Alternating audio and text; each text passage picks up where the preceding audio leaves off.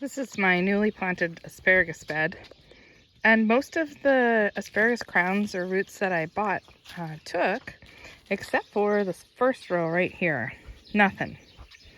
So I actually have put in some asparagus seed before, and like it says, 2 to 3 years before you harvest. So I'm gonna just throw a few seeds into that first row here and water it in. Might as well. It'll take some time to catch up to these guys, but they're looking pretty good. Little frillies. The strawberries that Glenn planted are in here, and he heavily mulched them with straw. And basically the tops were, he didn't bury them, but they are just so happy now. We just can't keep enough moisture on stuff here right now to keep it growing. Chive blossoms are very popular among the insects by the looks of it.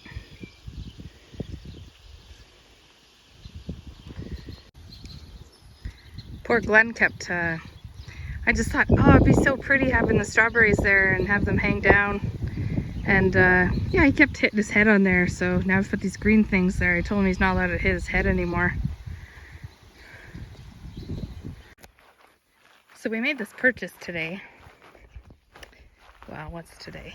I don't know. It's like June 10th or something, 11th. This is an electric water sprinkler pump. And so we got some water in the back of the big truck. It's got to go quite a ways. So it's got to go from the house all the way out to the garden. So let's see where it is. Like, this would be so much easier if it just rained. And we do have rain coming up in the forecast for this coming Wednesday. That's just about mid-June. But we'll see. Like, we've reseeded stuff out there in the garden today, and we're just trying to get things to stay growing, to start growing even. Holy cow. We just reseeded 2 beds of carrots, reseeded beets, reseeded Swiss chard, and spinach. There are some things that are going really well though. Like the peas are really coming along. And we've been using our soaker hoses, and Glenn's been using the drip line that attaches to that big tank back there. But it's just never ending. Like, the moisture just dissipates right out of the air because we've had like record high temperatures here lately. We're gonna start it in the southeast side of the garden where Glenn transplanted out the peppers and the tomatoes, and the onions and the garlic are over here as well, and the carrots. So we're going to start here. So we had to buy a sprinkler. Like, we don't normally use sprinklers, and I wouldn't say this is the most efficient way to water, but because of the empty spaces between the beds. But we just felt like it's going to put the most amount of water on all at once. And honestly, that's what we're aiming for here, because like, I don't think my onions have ever really looked this terrible before. I'm sure that they'll recover with some water and some more water and some rain. But I think these beds do too good of a job of releasing the water, which is good and bad because the moisture doesn't stay in the bed, but it also doesn't rot the bottoms. So it's a catch-22 there. Anyway, this sprinkler cost us 70 bucks. The pump was like 280. So it had a leak. So he's gonna tighten it up. And when he gets it running, we'll go over there and listen to it, see what we hear. Compared to the gas pump, I bet you there's a big difference. Stuff I am going to celebrate is this beautiful looking lettuce. We thought we might try some this weekend, but then we haven't yet. And the peas are blooming along the first sowing. The transplants Glenn put out all look fantastic. Really good. I put in some sweet potatoes. Oh, pardon me, Glenn and Corbin put them in. I do have like another row of spinach that is coming along nicely and some Swiss chard. So we planted the sweet potatoes here, and then we're protecting them by these bales. And so, yeah, stuff is coming. I can celebrate that because the week's been so hot that it hasn't killed off these sweet potatoes. Happy day. The wind is blowing hard enough that it's not going to do the job that it could do. That's okay. We'll water half of the garden bed then and move it to the north so I can see the other half. This little water station that Glenn built and set up in the middle of the garden has been infinitely helpful. This big line here is for when the tank is full, and then I can just put buckets under here and hand water stuff. And where the green line goes in there, that line is buried and goes through the garden towards the house, and then we can just hook up to the house, turn it on, and away we go, which is great for hand watering and freshly seeded stuff or transplanted stuff. And here's the birds.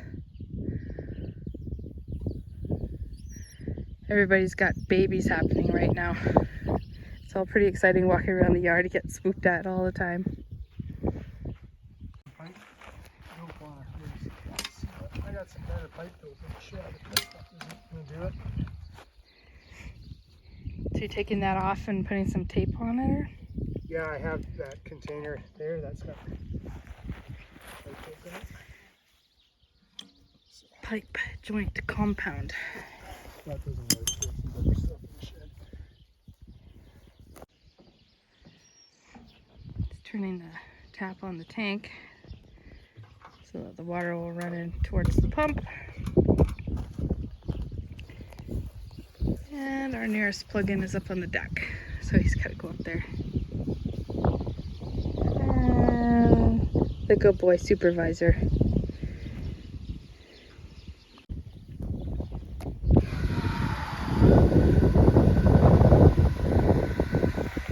I don't know if you can hear that.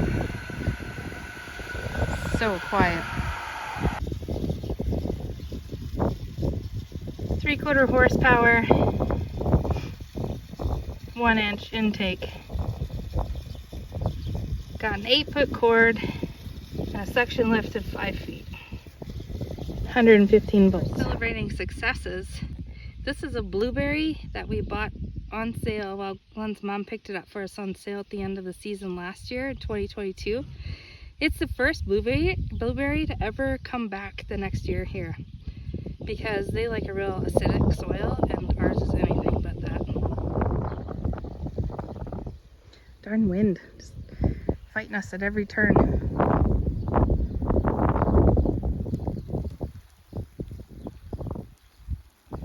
Well, it sure beats the heck out of listening to the gas motor. Glenn's pumping from that to fill the tank on the truck that we used to water the garden with.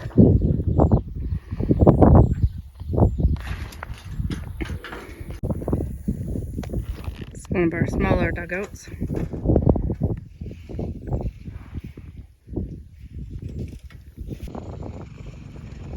We're under a severe thunderstorm watch this afternoon and tonight.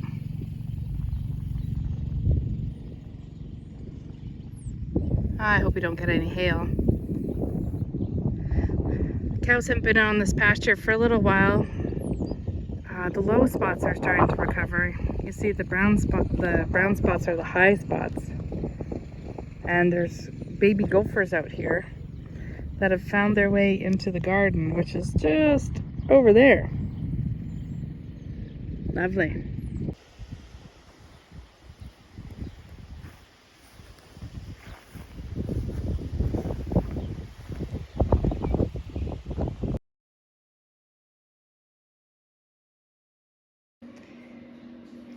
Well, I was getting some herbs ready to put in the dehydrator this morning, and Glenn brought up he thinned our radishes that we planted in the basement, and that's gonna be a video all on its own, but he gave them, I said, oh, I'll take those. But then he had not known that I was gonna want them for any purpose, because radish sprouts are delicious to eat. And I thought, why not try and dehydrate them?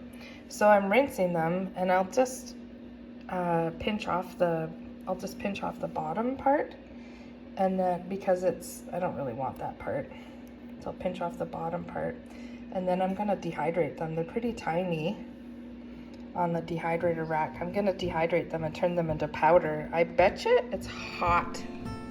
I'll let you know.